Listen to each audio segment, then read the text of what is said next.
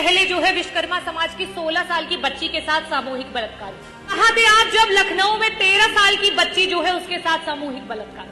कहाँ थे आप जब घटना हुई हाथरस में, मथुरा में, मेरठ में, सुल्तानपुर में, कासगंज में, कौशाम्बी में, बनारस में, लखीमपुर खीरी में, उन्नाव में और फतेहपुर में बेटियां बर्बाद हो गई? कहाँ थे आप?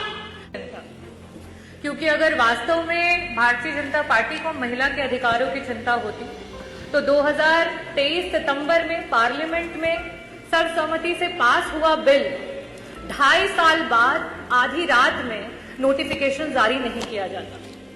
भारतीय जनता पार्टी जिस तरीके से महिलाओं के साथ व्यवहार कर रही है वो किसी से छुपा नहीं है और आज यूपी की प्रत्येक नारी इस बात से परेशान है। मैं कुछ चंद बातों से अपनी बातों को शुरू करना चाहूंगी कि मैं यूपी की नारी हूं, बेखौफ सताई जाती हूं, राम राज्य का झांसा देके बलि चढ़ाई जाती हूं,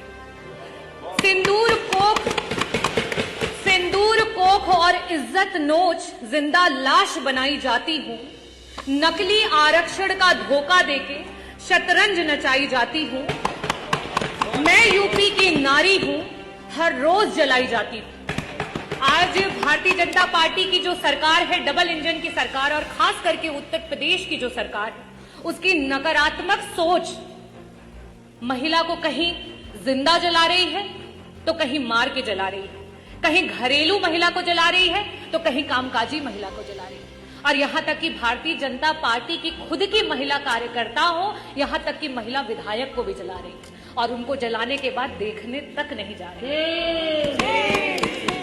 मैं पूरे सदन की तरफ से माननीय विधायक अनुपमा जायसवाल जी जल्दी स्वस्थ हों उसकी कामना करती हूं और ये भी कहना चाहती हूं कि जिस भारतीय जनता पार्टी ने उत्तर प्रदेश के पूर्व मुख्यमंत्री जी की स्वर्गीय मां को भी अपनी गंदी राजनीति में खींचने से नहीं छोड़ा, वो सबसे पहले गए, क्योंकि वो असली महिला का सम्मान जानते हैं और समाजवादी पार्टी असली महिला का सम्मान जानती है। और उसके बाद भारतीय जनता पार्टी के 2 डिप्टी सीएम उनके बाद जाते हैं अपनी महिला विधायक को देखने के लिए, और यही है आपका नारी वंदन। मैं जो सरकार, भारतीय जनता पार्टी की सरकार महिला की सुरक्षा की बात करती है, महिला की सुरक्षा के नाम पर जीरो है और जब बड़ी बड़ी बातें करनी होती हैं तो हीरो हैं। आज एनसीआरबी के आंकड़े जिस तरीके से दिखा रहे हैं, खास करके महिलाओं पे अत्याचार, महिलाओं को आए दिन किस तरीके से जलाया जा रहा है, मारा जा रहा है, सामूहिक दुष्कर्म किया जा रहा है, और आपकी सरकार जो है वो चुप है, संरक्षण दे रही है। कहां थे आप? कहां थे आप अभी 1 हफ्ते पहले जो है विश्वकर्मा समाज की 16 साल की बच्ची के साथ सामूहिक बलात्कार, उसको जला दिया, उसको मार दिया गया। कहां थे आप जब लखनऊ में 13 साल की बच्ची जो है उसके साथ सामूहिक बलात्कार? कहां थे आप जब गाजियाबाद में 4 साल की बच्ची है उसकी बलात्कार करके हत्या कर दी गई? कहां थे आप जब मेरठ में एक दलित मां को मार दिया और उसकी बेटी को उठा करके ले गए? कहां थे आप जब कानपुर में एक 15 साल की बिटिया को उसका यौन शोषण किया जा रहा है? कहां थे आप जब बुलंदशहर में आपकी ही पुलिस महिला की इज्जत लूट रही थी? कहां थे आप जब घटना हुई हाथरस में, मथुरा में, मेरठ में, सुल्तानपुर में, कासगंज में, कौशाम्बी में, बनारस में, लखीमपुर खीरी में, उन्नाव में और फतेहपुर में बेटियां बर्बाद हो गई? कहां थे आप? अगर इन परिवारों को किसी ने मदद पहुंचाई तो समाजवादी पार्टी ने पहुंचाई, अगर वहां कोई पहुंचा तो समाजवादी पार्टी के राष्ट्रीय अध्यक्ष श्री अखिलेश यादव जी को।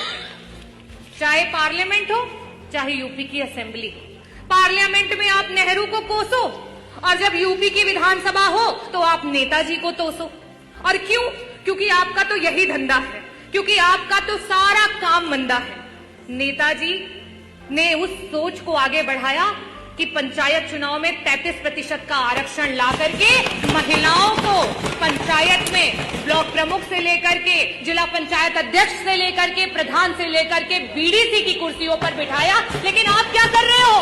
वो 33% का आरक्षण पा करके जो महिलाएं हमारी नेतृत्व कर रही थी उस चुनाव को ही टाल दिया, क्योंकि आपसे महिलाओं का नेतृत्व नहीं देखा जाता है। आप तो महिलाओं के नेतृत्व को दरकिनार करके सिर्फ नारी को नारा बना करके इस्तेमाल करना चाहते हो। ये भारतीय जनता पार्टी का असली चेहरा है।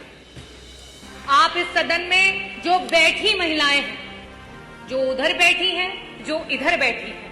आप जब उन्हें एक समान नेत्रों से नहीं देख पा रहे हैं तो हम धरातल की क्या बात करें।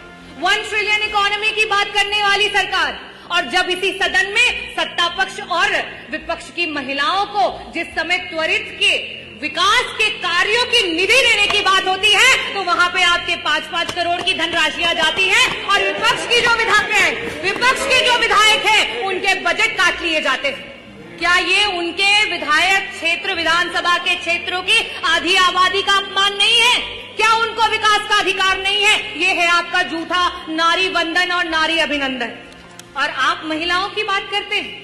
आज रोडों पे आशाएं रो रही हैं, आज रोडों पे समूह की बहनें रो रही हैं, आज रोडों पे आंगनबाड़ी की महिलाएं रो रही हैं, आज हमारी रसोइयां रो रही हैं, आज हमारी पंचायत सहायक रो रही हैं, आज महिलाएं, जो युवा महिलाएं हैं, वो नौकरी का इंतजार करते करते रो रही हैं और आप महिला वंदन की बात करते हैं। मैं आपसे कहना चाहूंगी कि अगर आप महिलाओं को सच में आरक्षण देना चाहते हो तो आज की वर्तमान स्थिति में उत्तर प्रदेश के सदन में 403 सीटों पर आप 33 या 50% का आरक्षण लागू करो और पूरा समूचा विपक्ष आपके साथ खड़ा हो जाएगा। लेकिन आप तो षड्यंत्र करना चाहते हो, आप तो विधानसभाओं को तोड़ना मरोड़ना चाहते हो। आप 2011 के सेंसस से अभी के आरक्षण को लागू करना चाहते हो। आप नियम कानून से नहीं चलना चाहते हो, आप सिर्फ और सिर्फ नारी को इस्तेमाल करके, नारा बना करके अपनी कुर्सी को हथियाना चाहते हो। मैं आखिरी में अधिष्ठाता महोदय सिर्फ यही कहना चाहूंगी